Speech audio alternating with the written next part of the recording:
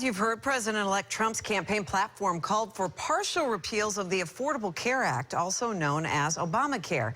And while the future for the ACA is unknown, right now the enrollment window for coverage in 2017 is open.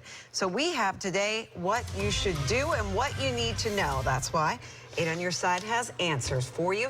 Joining me now is John Wax from Waller & Wax Advisors and Raymond James. Thank you so much for being here. My pleasure. Let's talk about, now that Donald Trump is the president-elect, what changes might we see in Obamacare? Well, the platform was repeal, maybe on day one. That's not going to happen. There's a bigger process that would have to take place.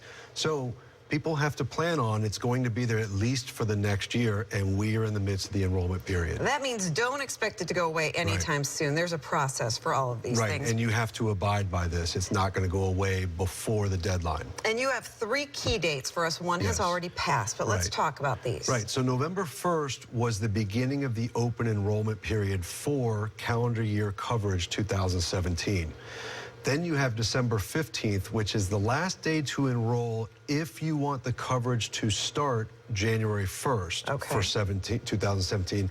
And then there's January 31st, which is the final enrollment date if you want coverage in 2017 and to be considered compliant for that year. So when you say if you want coverage, if you opt not to have coverage, there are consequences. That gets us to the next screen. The penalties part, right. So it's the higher of 2.5% of household income up to a max of a little under $11,000, or an amount per adult and child that reaches up to an amount of about $2,100. So the higher of.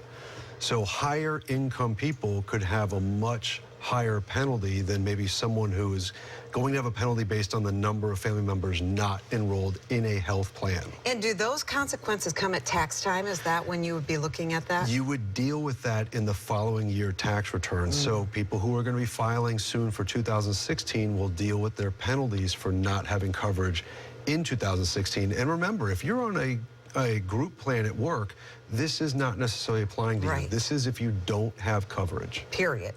And so you can't really ignore it. There's no gray area here. You need coverage or you're going to face consequences. That's right. All right, good information. Thank you, John. And our web team will put together the web address.